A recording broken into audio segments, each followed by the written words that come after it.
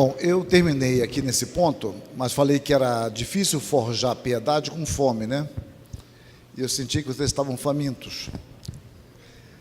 É possível forjar uma aparente piedade conforme os falsos mestres que, privados da verdade, o faziam pensando em obter lucro. A ideia é que você pode aprender os caminhos, né, para dar um tipo de ideia. Então eu posso aprender algo. Lembro de um desenho animado? Eu gosto muito de desenho animado, mas eu gosto de personagens bonzinhos, Pica-Pau, Pernalonga, Patolino, né? Bip Bip. Bom, então mas vocês lembram do desenho animado que era um urso ensinando ao ursinho a pedir comida. Então ele interpretava qual era o casal e falava: esse casal vai se sensibilizar com alguém faminto. Aí ele fazia uma cara de faminto, alguém que foi atropelado, ele fazia uma cara de alguém atropelado e sempre conseguia um cesto de comida. Então parece que os falsos mestres, eles conseguem forjar uma piedade, uma cara de piedade, uma cara de coitado. Então eles conseguem algum lucro com isso, né, forjando uma aparente piedade. A piedade, no entanto, ela é geradora de lucro. Todavia, este lucro nunca satisfaz aos forjadores de piedade. Paulo joga com as palavras. Ele diz: olha, os falsos mestres querem forjar uma piedade para ter lucro. E Paulo diz: olha, de fato a piedade dá lucro, mas não é um lucro que os satisfaz, porque ele está usando uma linguagem semelhante, mas com um sentido diferente. Ele diz: de fato, grande fonte de lucro é a piedade com contentamento. Porque junto com essa piedade genuína, há a satisfação que somente Deus pode produzir. Ele diz: porque nada temos trazido para o mundo, nem coisa alguma podemos levar dele. Tendo sustento e com que nos vestir, estejamos contentes. A piedade forjada pelo homem ímpio para conseguir lucro nunca o satisfará, porque ele vai querer sempre mais e mais e mais. Então ele nunca vai ter o lucro da satisfação própria daqueles que são sensíveis a Deus, que são submissos a Deus. Então Paulo diz que todo conhecimento cristão, ele deve vir acompanhado de piedade. Nós temos tudo o que precisamos. Aqui temos algumas jovens senhoras, jovens solteiras, mas às vezes os homens, nós maridos, somos às vezes um pouco imprudentes, nós nos empolgamos. Domingo, isso acontece só com presbiteriano, com batista não. Assim, domingo tem um pastor na igreja, seminarista, missionário e tal, aí falamos assim: vamos almoçar lá em casa. Aí o marido convida 5 pessoas para almoçar na casa e avisa para a esposa: bem, convidei 5 pessoas para almoçar lá em casa. Isso é meio-dia de domingo. E a esposa, como é que ela se vira? Meio-dia, tem que preparar uma comida para mais 5 pessoas. Ela pode comprar um frango rapidamente e tal, mas há algumas coisas que em geral elas fazem. Folha, né? Folha, né? Tomate, tal. Eu não como, eu vou para carne, depois da carne. Ou uma gelatina antes do almoço é legal. Uma gelatina antes do almoço, ela dá uma impermeabilizada estomacal. O estômago fica cheio e come-se menos. Vocês já prepararam alguma coisa que faltava o ingrediente, descobriu na última hora? Vocês pensaram que tinha, não tinha? Né? Por exemplo, pensaram que tinha creme de leite e não tinha. Você vai fazer um apelo, vem uns 5 aqui na frente aqui, e vão dar testemunho. Então,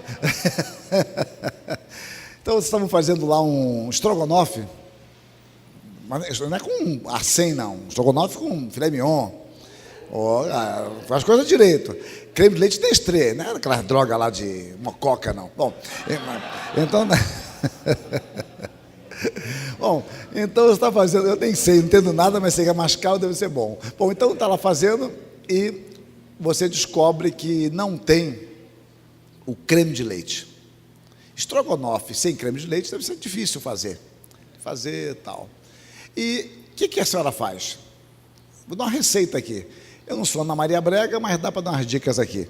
Então é o seguinte, uma dica legal é usar maisena. Mas não substitui. Teologia também é culinária. Então, você improvisa. Quando quebra uma chave de fenda ou uma chave de boca, tenta se improvisar um pouquinho maior. Ou seja, todo mundo já fez um tipo de gambiarra, né? Homem, então, na estrada, quebra a mola do acelerador, ele pega um barbantinho, amarra ali, fica puxando o acelerador para cima, etc. É gambiarra. Uma vez minha nora viajou com meu filho, pendurada no teto solar, porque ele não fechava, e estava chovendo, entrando água, então amarrou a fralda do neto lá, e ficou pendurada para fechar. É uma gambiarra. Então todo mundo já fez um tipo de gambiarra, uma cordinha, tem um carro ali fora, está com um arame amarrado. Eu não sei, tem uma moto ali que só pega no tranco. Então é uma voz profética. Bom, então você faz gambiarras. O que é uma gambiarra?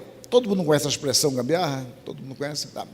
Todo mundo que pratica sabe, né? Então é o seguinte, a gambiarra, ela é fruto de ausência de material adequado e de tempo. Porque às vezes o tempo é um recurso. Então eu faço uma piadinha, várias vezes eu digo, é uma piada, que eu não quero comprar carro de mecânico. Que o mecânico sabe todos os problemas que o seu carro tem. Todas as peças, estão todas elas no porta-mala, mas ele não tem tempo para mudar.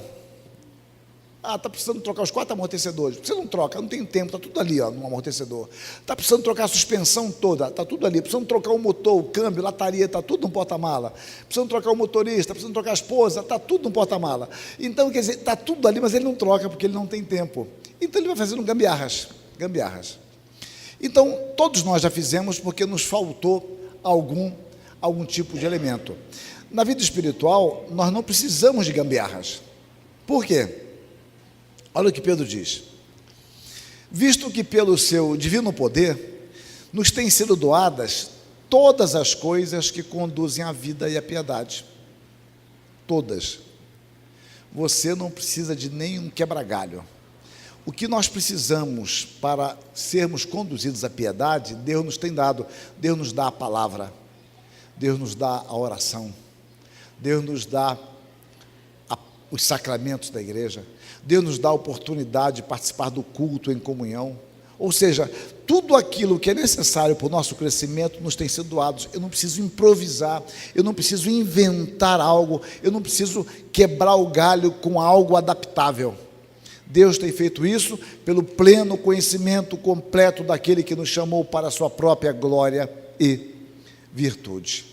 A piedade, então, como resultado de nosso relacionamento com Deus, deve ter o seu reflexo concreto dentro de casa. E essa é uma questão importante, sendo revelada por meio do tratamento que concedemos aos nossos pais e irmãos. Porque a piedade não é algo para ser comercializado, algo para ser visto, não é um produto para ser exibido. A piedade começa dentro de casa. Olha, observem o que o apóstolo Paulo diz. Se alguma viúva tem filhos ou netos, que estes aprendam primeiro a exercer piedade para com a própria casa e a recompensar a seus progenitores, pois isto é aceitável diante de Deus.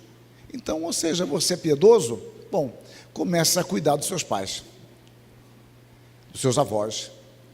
Como é que você é tão piedoso na igreja, ou se julga piedoso, mas deixa seus avós passando necessidade, os seus pais, a sua mãe que é viúva, não tem dinheiro, a casa dela caindo aos pedaços, ela entrevada numa cama, não tem um bom plano de saúde, não tem como se sobreviver, não tem uma boa alimentação, e você tem muitos recursos. Como é que você pode ser tão piedoso assim fora de casa? A piedade começa dentro de casa. A ideia é que, então, a vida cristã, ela não é uma mercadoria de venda, ela é internalizada e vivida entre os nossos pares. É bastante prático o que o apóstolo Paulo disse. Nunca, então, o nosso trabalho, por mais relevante que seja, poderá se tornar num empecilho para a ajuda aos nossos familiares. A genuína piedade, então, é caracterizada por atitudes condizentes para com Deus, que nós chamamos de reverência, e para com o nosso próximo, fraternidade. A piedade, então, é uma relação teologicamente orientada do homem para com Deus, em sua devoção e reverência, e a sua conduta biblicamente ajustada e coerente com o seu próximo. Então a piedade nunca é uma relação apenas para com Deus, é que nós tendemos a pensar que piedade é isso, é a nossa relação nós com Deus, Deus e nós, é uma relação fechada, e biblicamente não é isso, nós e Deus, e isso se manifesta em nosso relacionamento com o nosso próximo, a começar em casa. Então a piedade envolve comunhão com Deus e o cultivo de relações justas com os nossos irmãos. Cultivo de relações justas, algo que não é tão simples assim. Cultivar uma relação justa em todas as esferas. A piedade é desenvolvida por meio de nosso crescimento na graça. A graça de Deus é educativa, a graça de Deus é processual, ela não é algo acabado, é algo que se dá processualmente. Observem o que Paulo diz a Timóteo, a Tito: porquanto a graça de Deus se manifestou salvadora a todos os homens, educando-nos. Reparem o processo aqui, de onde vem a palavra pedagogia, educando-nos processualmente. A graça que é salvadora, ela agora vai nos educando. Aqui tem a ver com a educação cristã. Esse é o ponto de partida do meu livro sobre educação cristã.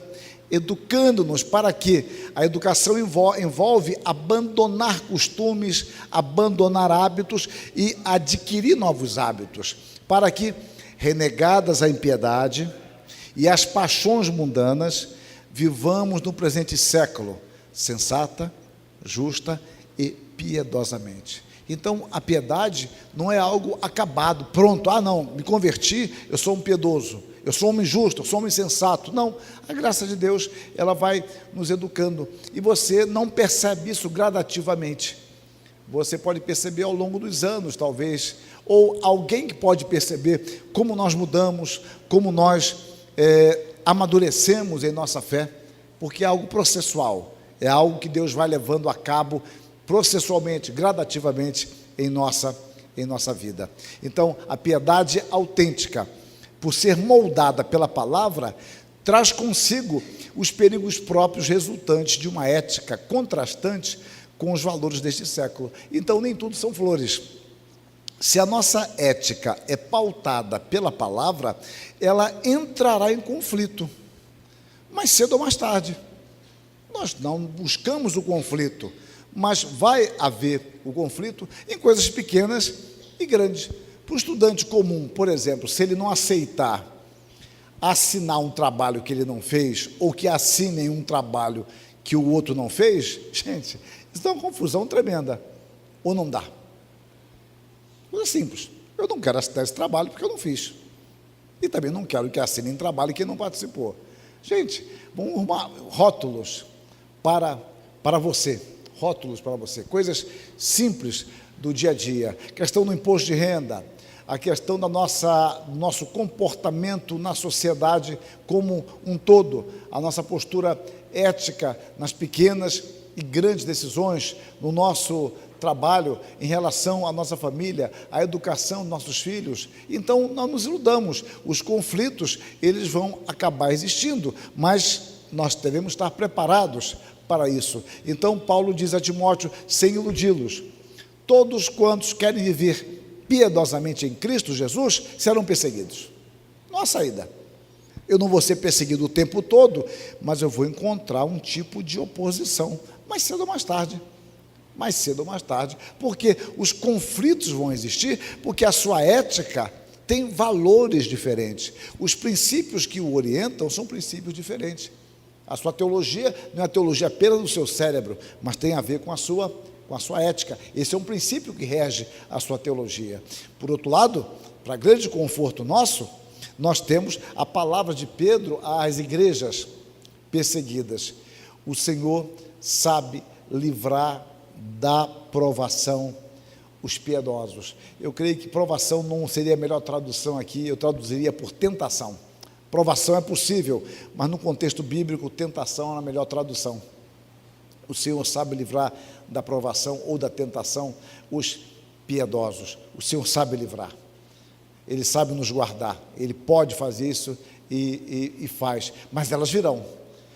Isaías 40, nós vemos que o Senhor nos toma pela mão direita quando passarmos pelas chamas, pelos rios, a chama não arderá em nós, os rios não nos submergirão, mas nós teremos que passar pela chama e pelas águas, não é? Ou seja, a chama está ali, vamos ter que passar por ela, e as águas também. Eles não poderão não nos dominar, mas nós temos que passar por elas ou por eles.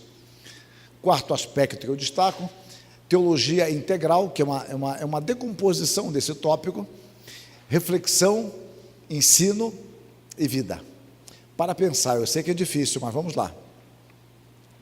A teologia nada tem a ver com isolamento frio e clínico, nem com fórmulas e frases secas e vazias. O que importa nela é como aprender mais sobre o Deus vivo e amoroso e servir-lhe por inteiro, com a mente e o coração. Para aprender mais sobre Deus, é preciso estar mais perto dele e buscar com afinco um dia em que finalmente estaremos com ele. Alistair McGrath é um anglicano contemporâneo, um dos grandes eruditos que temos contemporâneos.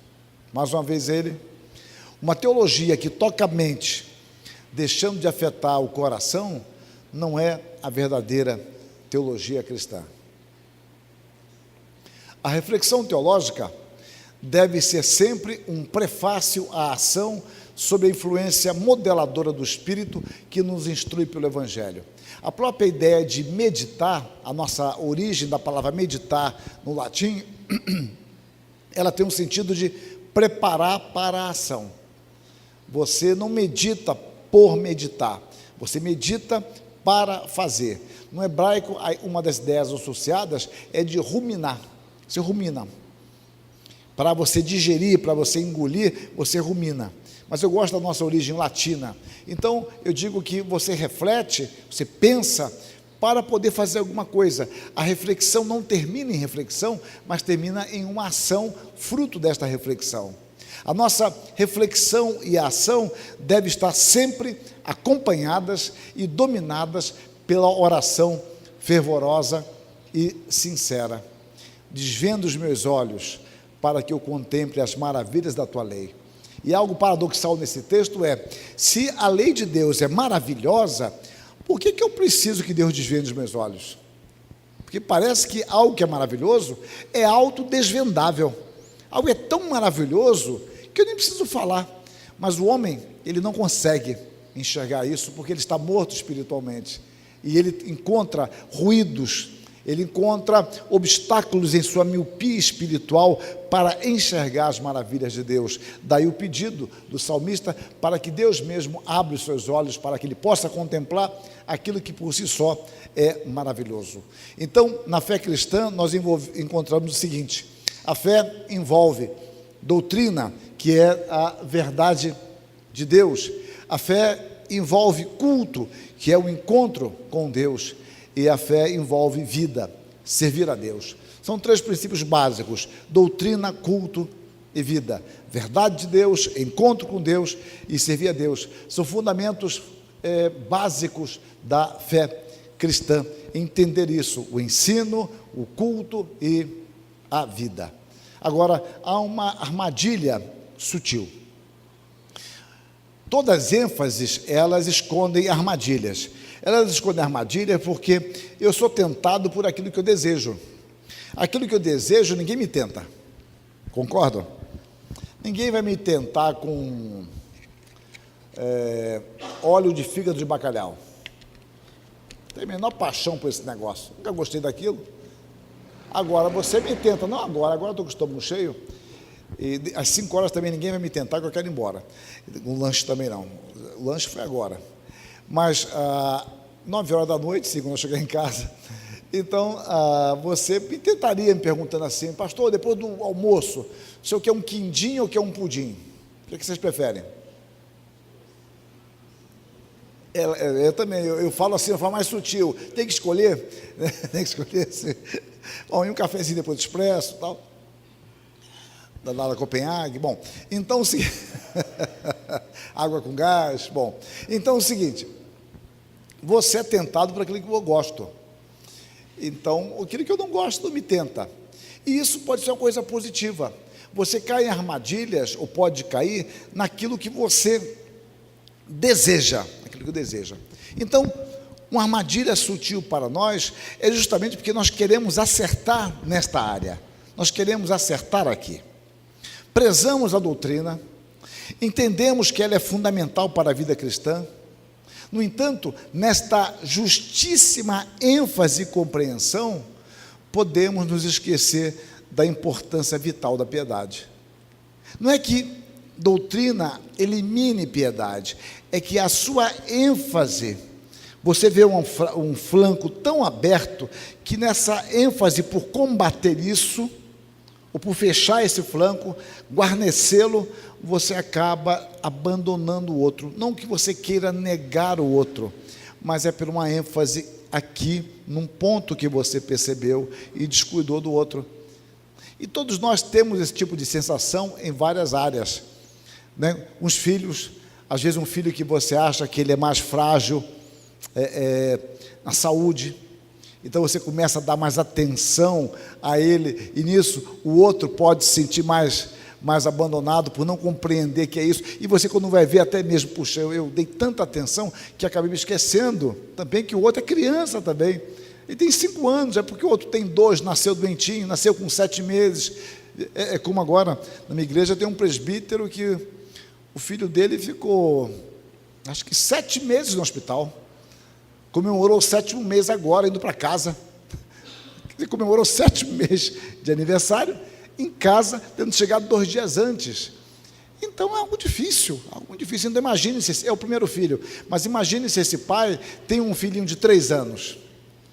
Toda a atenção seria para esse bebezinho. E como é que o de 3 anos vai perceber? E nisso não é possível haver um exagero? Então eu estou querendo dizer que ninguém quer fazer isso de propósito, mas pode se equivocar. Então nós temos que estar atentos a isso, para que pelo nosso gosto, por uma erudição, por uma seriedade acadêmica, o estudo da palavra, pelo ensino da palavra, isso nos distancie de uma vida de oração e de piedade. Então, nós devemos vigiar neste flanco para que o inimigo não alcance êxito em seu desígnio destruidor. Paulo fala dos desígnios de Satanás. É muito interessante que a palavra que Paulo usa para desígnio de Satanás tem a ver com mente, noema, a ideia de mente. Satanás tem metas definidas, ele tem uma estratégia elaborada, tem uma variedade de técnicas e opções a serem aplicadas de acordo com as circunstâncias. Ele age de acordo com os seus desígnios, ele sabe o que ele quer, e Satanás ele tem um bom senso de oportunidade. Eu me impressionei muito quando, há uns 20 anos atrás, eu passei uns 2 anos estudando com a minha igreja o Pai Nosso. 2 anos estudando o Pai Nosso. E eu comecei a estudar sobre tentação. E eu comecei a ver biblicamente as estratégias de Satanás, eu identifiquei algumas. Identifiquei na época 18 estratégias de Satanás. 18 estratégias que eu identifiquei. Deve ter muito mais, mas que eu consegui identificar. Isso está no meu livro Pai Nosso. Então, eu comecei a observar isso, o senso de Satanás de ocasião. E uma das que me impressionaram foi o que ele fez com Pedro. Primeiro, vemos na tentação de Jesus Cristo, está lá narrado em Lucas 4 e Mateus 4, que Satanás tenta, e Lucas diz que, terminada toda a sorte de tentações, retirou-se Satanás até o momento oportuno. É uma palavra grega que tem mais o sentido de oportunidade, de circunstâncias. Um momento mais adequável. É como a gente usa na nossa língua assim, a menina chega lá para os 35 anos, dá de boa para começar a namorar, e pelo menos minhas filhas tem que ser assim, bom, então, ela vai começar a namorar e fala com a mãe, eu queria falar com o pai, estou querendo namorar aquele rapaz lá, ele é um reformado, então é bom rapaz, tal, então, e a mãe fala assim, filha, não é um bom momento hoje, Mas por quê? Papai está com pouco tempo, está atrasado? Não, seu pai hoje está muito preocupado. Amanhã vamos ver amanhã. Amanhã ele está mais feliz amanhã, ele vai acordar um pouco mais tarde. Essa semana ele está muito cansado, ele trabalhou muito essa semana. Amanhã ele vai acordar mais tarde, eu vou fazer aquele pudim que ele gosta, mas não come as ameixas não, deixa para ele. Então, vou fazer um frango que ele gosta, aquele cafezinho expresso que ele gosta lá da Melita. E aí a gente introduz o assunto. Quando a mãe falou que não é um momento oportuno, não é um bom momento, ela não está dizendo de tempo, horas, 5 horas, 6 horas, 7 horas. É que as circunstâncias não são as melhores. Não é isso? A gente fala, você não me encontrou num bom dia. Quando a gente fala, né? Não me encontrou num bom dia. Essa é a ideia do texto, grosso modo falando. Satanás se retira até o momento oportuno. Tá, muito bem. Mateus 16, Jesus Cristo pergunta, quem dizem ser o Filho do Homem? Os discípulos fazem uma revisão bibliográfica e Jesus pergunta, e vós quem dizeis que eu sou? E Pedro diz, tu és o Cristo, o Filho de Deus vivo. Jesus diz, bem-aventurado és, Simão Barjonas, que não foi carne e sangue que te revelaram, mas meu Pai que está nos céus. Bom, Pedro está em alta.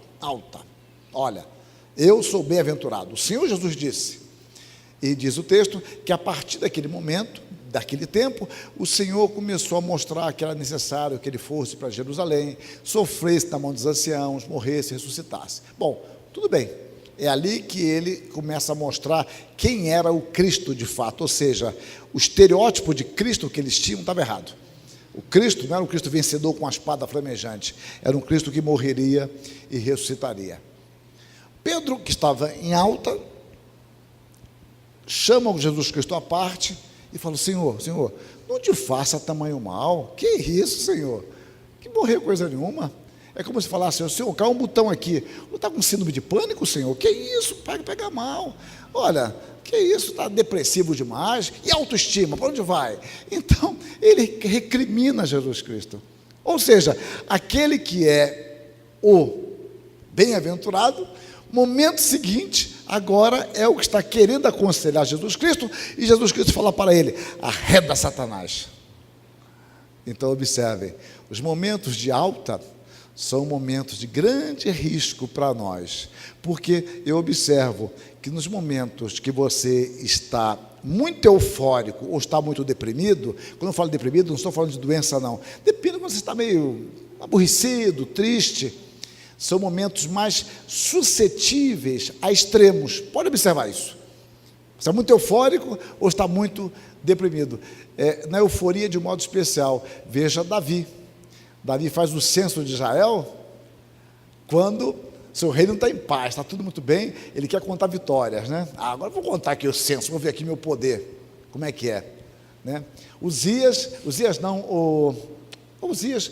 que pediu 15 anos de vida, não foi Uzias? Uzias viveu 15 anos só para fazer bobagem, é melhor ter morrido antes. Pede 15 anos para fazer bobagem, né? Aí vem agora os babilônios, vem lá, ele mostra tudo, como é que eu sou rico, como é que é bom isso aqui. Deus fala, vamos tirar tudo de você. Ele fica triste, mas eu vou poupar, vai ser no tempo do seu filho. Vai ser no tempo do meu filho, não vai ser no meu tempo não. Está parecendo o Homer Simpson, né? Então, quer dizer, é uma coisa boba que esses sujeitos cometem, mas na euforia. Então, Satanás, ele tem desígnios, ele sabe interpretar melhores momentos. Pedro está em alta, de repente, arreda Satanás ali. Satanás sabe se valer bem dessas estratégias. Ele sabe muito bem ver nossas ênfases, o que nós queremos, o que nós planejamos e momentos oportunos para isso. Daí é preciso cautela em nossa condução, em nossa vida espiritual. O conhecimento, diz Calvino, de todas as ciências não passa de fumaça quando separada da ciência celestial de Cristo. Ou seja, nosso conhecimento tem que ser depositado sempre aos pés de Cristo. O nosso serviço é para Cristo, a nossa obra é para a glória de Deus. Então a teologia, na forma que estamos analisando, tem um sentido de procura bíblica pelos fundamentos daquilo que cremos, não uma teorização ou especulação que venha satisfazer o nosso intelecto. A profundidade teológica está aliada ao conhecimento experimental de Deus em Cristo. Então, eu creio que se nós começássemos a pensar mais sobre isso, muito do que nós fazemos teologicamente, nós deixaremos de lado. Muitos debates na TV, que são apenas para dar audiência, alguém ganhar dinheiro e para humilhar o outro. Nunca não vou dizer, mas creio que poucas vezes são para edificar a igreja, de fato. Aquilo traz edificação, ou não vai lá e massacra o outro, demonstra como ele sabe mais a Bíblia, mas sabe mais teologia, conhece mais os originais, e o outro despreparado sai de lá pequeno. Aquilo de fato é para edificar. Eu tenho por princípio não participar de programas assim. Eu nunca participei e não participo. Eu participo se for para expor alguma ideia ou participar de alguém que pense como eu e vamos apenas trocar ideias de aprofundamento de questões. Mas debater por debater, eu acho que isso não é o melhor caminho para a edificação da igreja. É uma questão minha, não condeno quem faz, eu apenas não faço.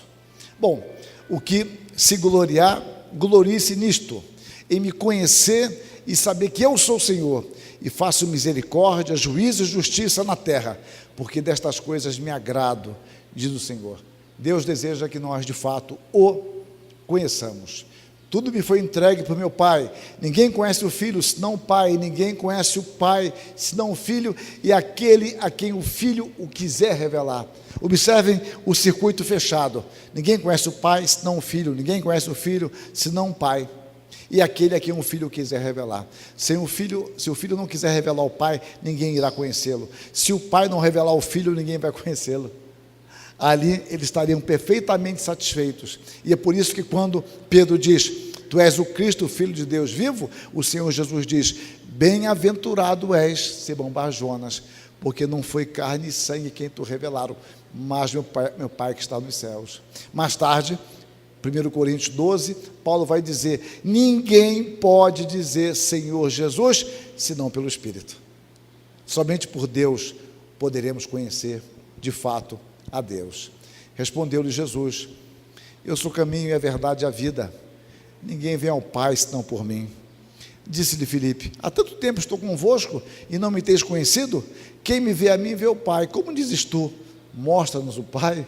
Então Jesus Cristo, Ele é o caminho, Ele é a verdade, Ele não é apenas o verdadeiro, e Ele é a vida. Então em Cristo nós encontramos o caminho da vida, em Cristo nós encontramos a essência da vida, e em Jesus Cristo nós encontramos o exemplo perfeito de existência viva daquilo que Deus tem de fato para nós. Ele é o nosso modelo absoluto e perfeito.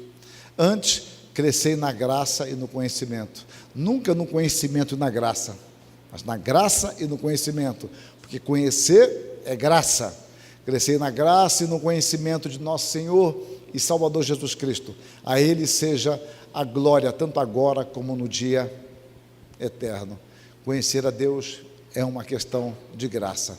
Para conhecer a Deus é preciso ouvi-lo e falar com Ele. Somos teólogos pela graça, não por nossas obras, não por nossa competência. Nossa palavra, então, não pode consistir num barateamento da graça de Deus e numa exaltação de nossa suposta capacidade. Matthew Henry diz que as pessoas que estão sob a graça nunca cobiçam mais do que a Deus, ainda que queiram sempre mais de Deus, porém, satisfeitas por seu amor e bondade, estão abundantemente alegres com isso. Ou seja, Deus nos basta. Não podemos querer mais de Deus, mas nunca mais do que Deus. Deus é suficiente. É muito boa observação desse comentarista bíblico do século XIX. O sábio manejo da palavra da verdade, e esse deve ser meu último ponto, até onde eu consegui expô-lo. Aquele que prega a palavra descobrirá que a ninguém pregou em vão. Pedro, diante do abandono de alguns discípulos temporários, e a pergunta do Senhor, se ele e os demais não queriam seguir o mesmo caminho de fuga, responde: Senhor, para quem iremos? Tu tens as palavras da vida eterna. Ou seja, só tu tens, eu não tenho outra opção. Não tem para onde ir, não temos para onde caminhar. Anos depois, o próprio Pedro escreveria às igrejas, lembrando o chamado daqueles irmãos: pois fostes regenerados, não de semente corruptível, mas de incorruptível, mediante a palavra de Deus, a qual vive e é permanente. Ou seja, ele está nos dizendo que aqueles irmãos da dispersão, eles nasceram de novo mediante a palavra de Deus, que é o meio que Deus usa para nos gerar espiritualmente. Paulo escrevera aos Romanos: pois não me envergonho do Evangelho, porque ele é o poder de Deus para a salvação. O Evangelho não é apenas poderoso, ele é o poder, é o dinamis de Deus para a salvação de todo aquele que crê, primeiro do judeu e também do grego. Deus opera o nosso novo nascimento espiritual por meio da palavra. Este é o testemunho que Paulo dá aos coríntios: porque ainda que tivesses milhares de preceptores em Cristo, é importante que Paulo não está usando de ironia aqui, e a palavra que ele usa para preceptores é a palavra de onde vem nosso pedagogo. Vocês podem ter milhares de pedagogos em Cristo, não terias contudo muitos pais, pois eu pelo Evangelho vos gerei em Cristo. Não foi Paulo que os gerou em Cristo simplesmente, Paulo os gerou pelo Evangelho, porque Paulo anunciou o Evangelho, e aquela igreja surgiu por meio da proclamação do Evangelho, e a igreja tinha mestres. Paulo se tornou mestre mais tarde, Apolo foi o grande mestre daquela igreja, mas Paulo era o pai daquela igreja, porque ele foi o primeiro a anunciar ali o Evangelho. Portanto, manejar bem a palavra significa proclamá-la, conclamando os homens ao arrependimento e à fé em Jesus Cristo, instruindo os crentes no sentido de crescerem espiritualmente rumo ao modelo perfeito que é Jesus Cristo. Porque o grande propósito de Deus é que sejamos conformados à imagem de Cristo. É isso que Paulo diz em Romanos 8, 29, para que sejamos conformes a Jesus Cristo. Essa é a ideia de uma forma, é a ideia de uma forma de bolo que você pode aplicar. Nós vamos ser moldados conforme Jesus Cristo. E é neste sentido que ele diz no verso 28, que todas as coisas cooperam para o bem. O bem que Deus tem em vista é que sejamos conformados à imagem de Jesus Cristo. Então Paulo exorta a Timóteo: procura apresentar-te a Deus aprovado, como obreiro que não tem de que se envergonhar e que maneja bem a palavra da verdade. O procurar aqui é uma palavra que envolve um esforço, um zelo muito grande. Se isso é assim, é porque o que ele está dizendo não é uma coisa simples. Se eu falo para alguém que é muito pontual: fulano, você procura chegar cedo, tá? Eu posso até dizer, como você sempre faz.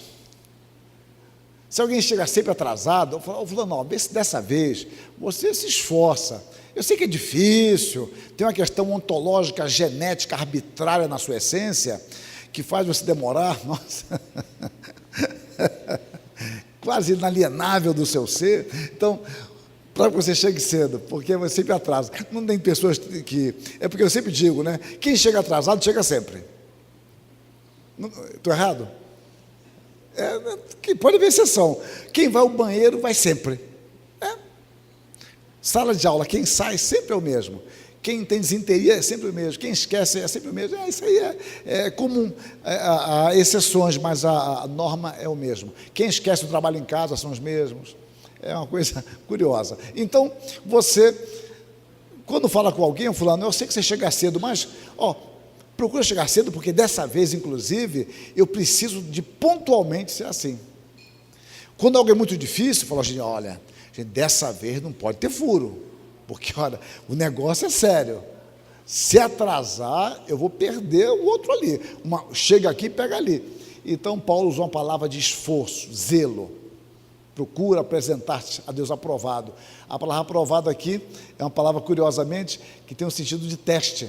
Era usado para testar metais, e ela é muito usada também para Deus, provando o seu povo. A palavra aprovada é uma palavra que é nunca usada para Satanás. Satanás tenta, mas não prova, né? Porque a ideia de provar é provar para provar, e Satanás tenta para nos fazer cair. Eu trato disso no meu livro Pai Nosso. Bom, mas voltemos. Se esforce por apresentar-se a Deus como alguém que foi aprovado, foi testado e aprovado, como obreiro que não tem que se envergonhar e que maneja bem. Manejar bem, essa palavra, esse verbo ortotomel, só ocorre aqui. Literalmente é cortar reto. Cortar reto.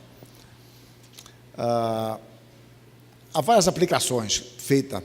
É uma aplicação comum que alguns gostam de fazer, é que Paulo, como ele era um artesão do couro, né?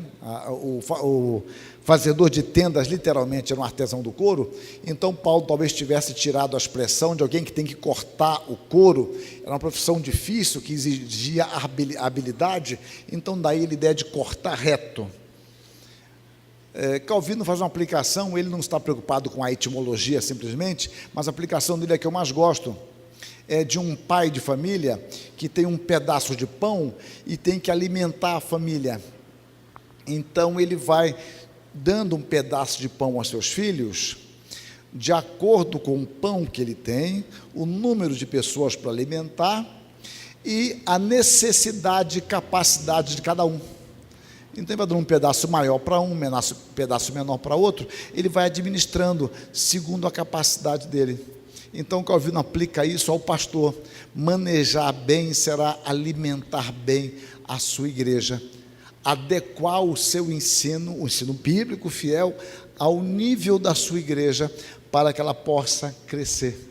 Esse é o sentido que ele aplica, que eu acho uma aplicação muito boa, mas que maneja bem a palavra da verdade, não qualquer palavra. Então, Calvino traduz esse maneja bem por dividindo bem, fazendo esta aplicação que eu falei há pouco.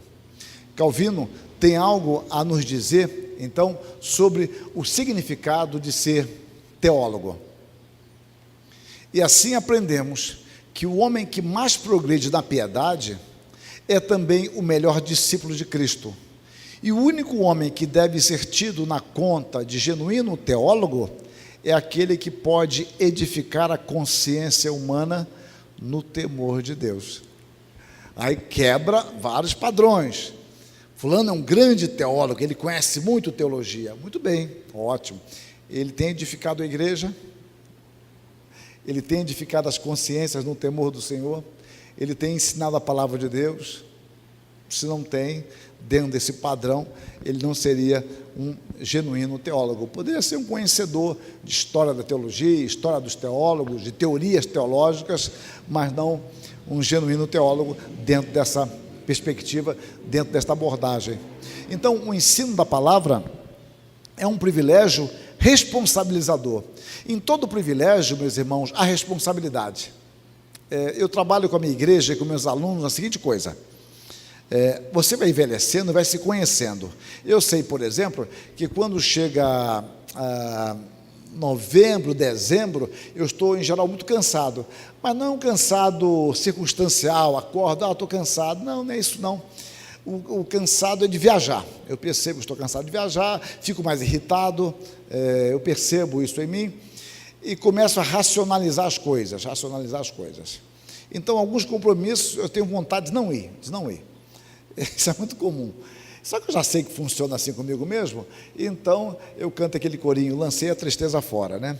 Mandei embora do meu coração e pronto, e rompo em fé, solto o cabo da nau, eu vou no sapatinho e vou. Bom, então é o seguinte... Bom, é uma brincadeira, brincadeira até o ponto do cântico, né? Mas dá essa vontade.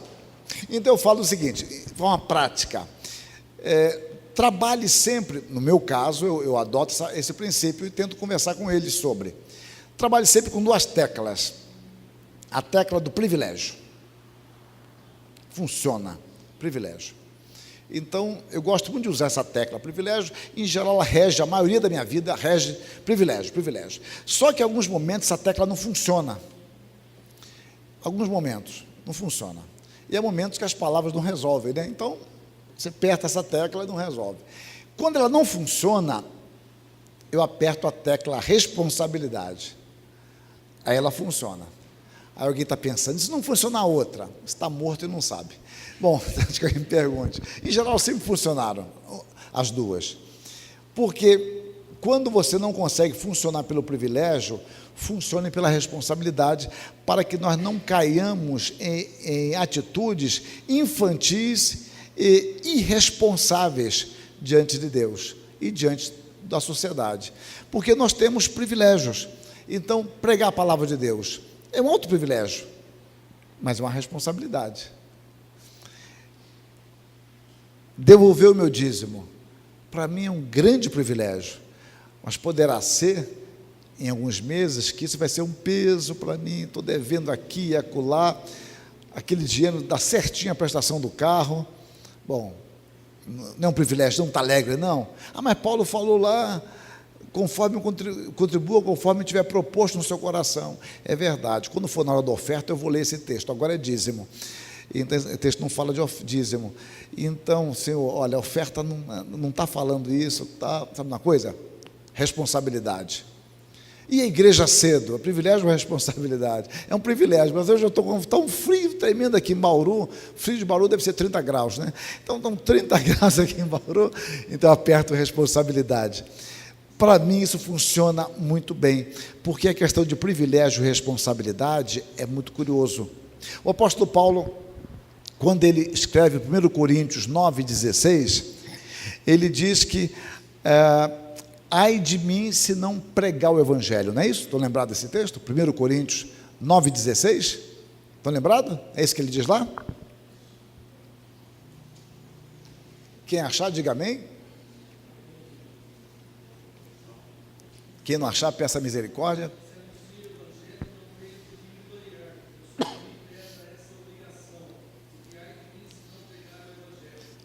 Ai de mim se não pregar o evangelho, porque sobre mim pega essa obrigação, essa responsabilidade. Ah, Paulo, então não tem privilégio não, Paulo. O negócio aí é responsabilidade mesmo.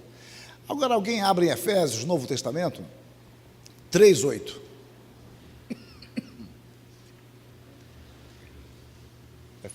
Efésios 3:8.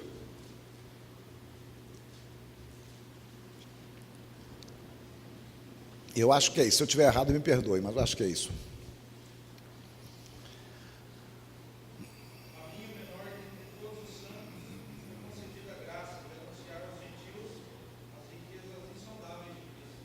Me foi dada esta graça de anunciar aos gentios as insondáveis riquezas de Cristo. Anunciar o evangelho é uma graça ou é uma obrigação? Percebam? Ambas as coisas. Ambas. Vocês vieram para cá por graça, estão aqui por responsabilidade agora. Não tem como ir embora agora, estão sem jeito. Então o negócio é o seguinte, é que ambas as coisas caminham juntas. E nem sempre você funciona apenas como privilégio. E às vezes nós tornamos muito romântica a vida cristã e achamos que tem que ser algo muito romântico, tudo. E meus irmãos, meu filho não quer a igreja. Então se ele não vai com o coração puro, é melhor não ir. É melhor ele ir com o coração impuro. Vai, miserável, vai.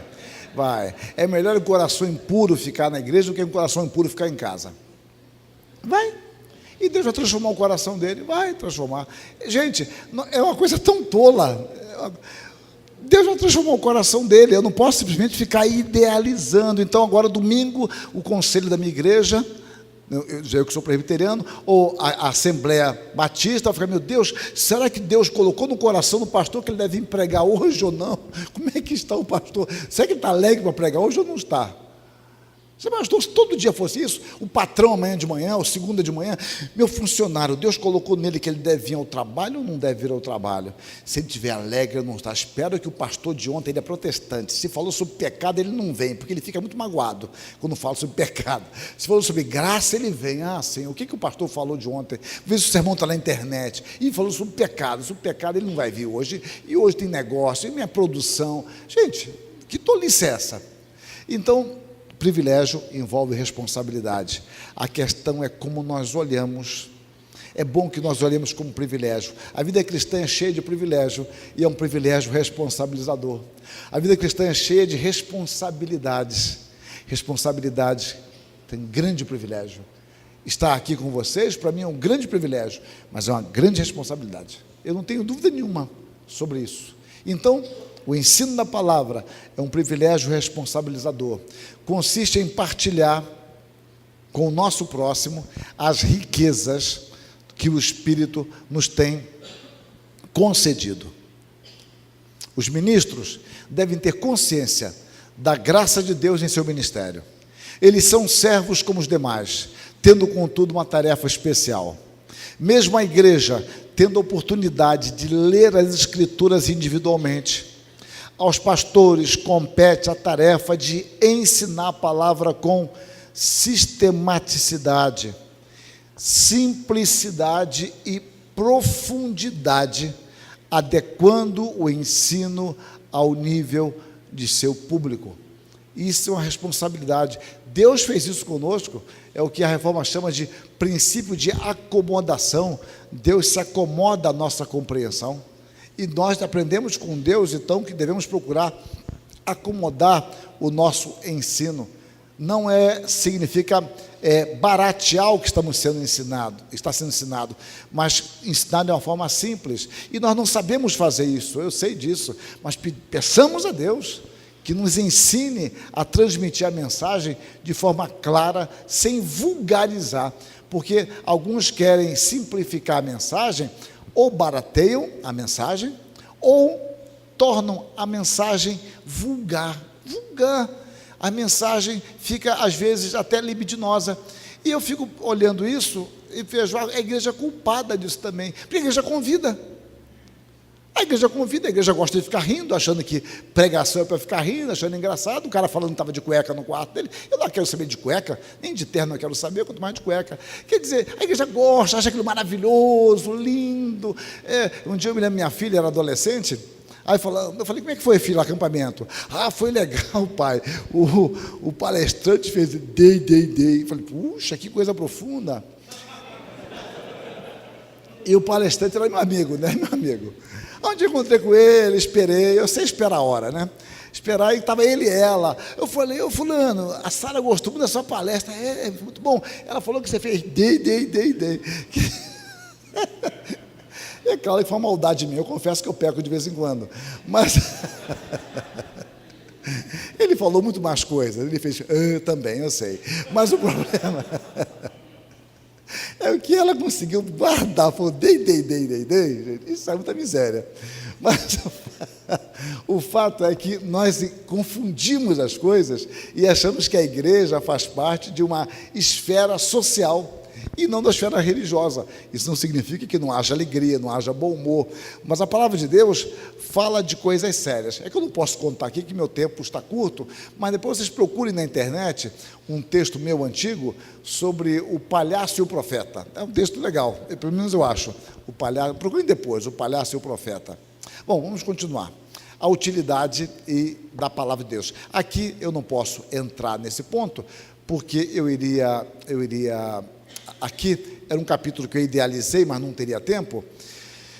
Nesse capítulo eu trataria sobre a palavra útil para o ensino, para a educação, para a correção, e eu ia detalhando esses aspectos até chegar ao final. Então eu concluo com o início desse capítulo. Eu tenho aqui 5 minutos, e depois tem 2 perguntas, que eu vou responder com meia hora cada uma, dizendo que um sábio mestre tem a responsabilidade de acomodar-se ao poder de compreensão daqueles a quem ele administra o ensino, de modo a iniciar-se com os princípios rudimentares quando instrui os débeis e ignorantes, não lhes dando algo que porventura seja mais forte do que podem suportar. Repare, débeis e ignorantes, a gente não usaria essa linguagem hoje, mas entende o que Calvino está dizendo no século XVI, ou seja, estou lidando com pessoas simples, e Calvino lidava com pessoas até analfabetas. O analfabetismo era muito intenso no seu tempo, por isso que a reforma trouxe uma grande modificação no campo educacional, né, de modo especial com Lutero. Então a ideia é simples, que você vá evoluindo e progredindo, porque o objetivo, então, como fundamento da teologia evangélica, é a autoridade da palavra. Deus nos fala por meio da palavra, devemos ensinar essa palavra, devemos procurar viver de acordo com essa palavra, para que todos nós sejamos conduzidos à obediência a Deus, a glorificar a Deus, tendo uma vida de piedade. Que Deus, assim, se digne em nos abençoar. Amém.